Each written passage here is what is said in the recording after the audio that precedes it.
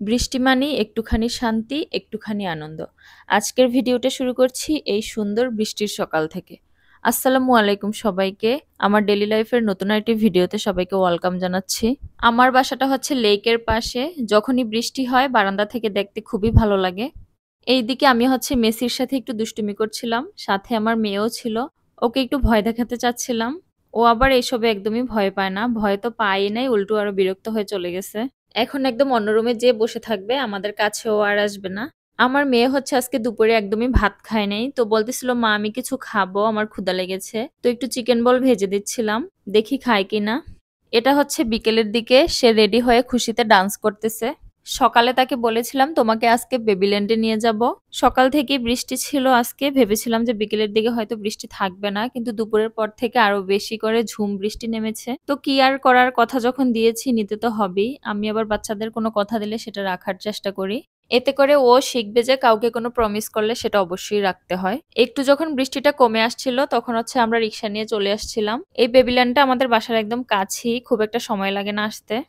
এসে দেখলাম যে পুরো বেবিল্যান্ডটি একদম ফাঁকা ছিল, শুধুমাত্র আমার মেয়েই ছিল। তো ও একা একাই খেলা করছিল, কারণ এই বৃষ্টির মধ্যে তো কেউ আসবে না খেলা করতে, এটাই স্বাভাবিক। তবে সে অনেক এনজয় করেছে।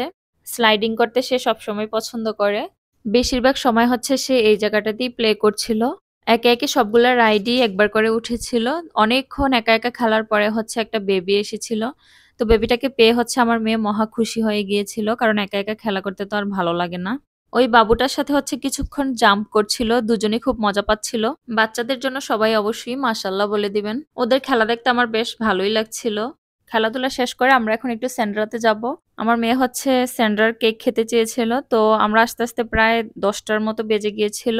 এসে দেখি যে ওদের সব পেস্ট্রি কেকগুলো শেষ হয়ে গিয়েছে। তো ওর বাবা হচ্ছে 1 পাউন্ডের একটা কেকই নিয়ে দিল, ওটা নিয়ে আমরা বাসায় চলে আসলাম। কেক পেয়ে তো আমার মেয়ে মহা খুশি, সে ভাবতেছে যে তার হ্যাপি বার্থডে আজকে। আমার মনে হয় সব বাচ্চারাই কেক খাওয়ার থেকে কাটতে বেশি পছন্দ করে। কেকের উপর হচ্ছে আমরা লিখে দিতে বলেছিলাম I love you Anaya from papa and mama. তো সেটাই হচ্ছে সুন্দর করে লিখে দিয়েছিল। কেক কেটে আমি একটু আমার মেয়েকে খাইয়ে দিলাম, এখন বলতেছে সেও আমাকে খাইয়ে দিবে। তো কেটে আমি একটা পিস তার হাতে দিলাম, সেও আমাকে এখন খাইয়ে দিবে। মাশাআল্লাহ। কেকটা হচ্ছে আমি তার সামনে দিয়ে বলেছিলাম তোমার যেভাবে ইচ্ছা খাও। সে দেখেন কিভাবে খাচ্ছে। আমার খুবই হাসি পাচ্ছিল দেখে। মানে হাতে লাগাবে না, হাতে ক্রিম ভরাবে না, এভাবে মুখ দিয়ে নিয়েই খাচ্ছে। সে খাবে শুধু উপরের ক্রিমগুলা, আর যে সুগার বলগুলো আছে ওগুলা খাবে, আর চকলেট থাকলে সেগুলো খায়। আর কেক খাবে একদম অল্প, 1-2 চামচ। সবাই আমার মেয়ের জন্য মাশাআল্লাহ বলে দিবেন। আমরা হচ্ছে রাতে খাওয়ার জন্য নন কাবাব থেকে হালিম নিয়ে আসছিলাম। ওদের হালিমটা আমার কাছে বেস্ট লাগে। শুধু হালিমই নিয়ে আসছিলাম, নানরুটি আনি নাই। বাসায় হচ্ছে ফ্রোজেন পরোটা ছিল, এখন সেগুলো ভেজেই হালিম দিয়ে খাবো। পরোটাটা হচ্ছে আমি কোকোনাট অয়েল দিয়ে ভাজবো। কোকোনাট অয়েল দিয়ে পরোটা ভাজলে কিন্তু খেতে মজাই লাগে। আমি আর আমার হাজবেন্ড খাবো, শুধু আমাদের দুজনের জন্যই পরোটা ভেজে নিচ্ছি। রাতের ডিনারে আমরা এটাই খেয়েছিলাম। হালিমের সাথে পরোটা নাকি নানরুটি, কার কোনটা খেতে ভালো লাগে? আমার নানরুটি দিয়েই বেশি ভালো লাগে, তবে আজকে পরোটা দিয়ে খেয়েছি, ভালোই লেগেছে আলহামদুলিল্লাহ। আমি আর আলাদা করে বাটিতে ঢালবো না, যেটাতে করে এনেছি সেটাতেই খেয়ে নিব। পেঁয়াজ বেরেস্তা আর কাঁচামরিচটা দিয়ে দিলাম, একটু লেবু চিপে নিয়ে খাবো। পেঁয়াজ বেরেস্তা আর লেবু দিলে কিন্তু হালিমের আসল টেস্টটা পাওয়া যায়।